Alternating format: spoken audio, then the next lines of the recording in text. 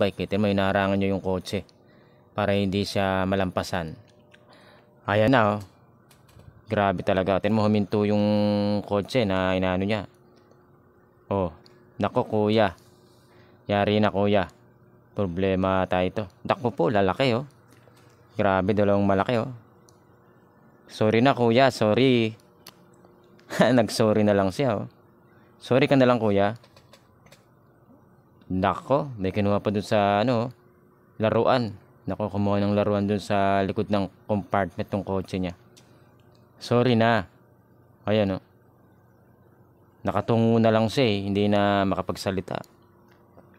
Tinutulak yung enforcer. Oh. Lalaki na yan oh, 3. Oh kuya, saan ka kuya? Oh kuya, oh ayun oh, pinicturan pa ata. Oh kuya, awat na kuya. Tama na kuya. Nako. Ano ba yun? Yung laruan sa nilagay, pinalik na.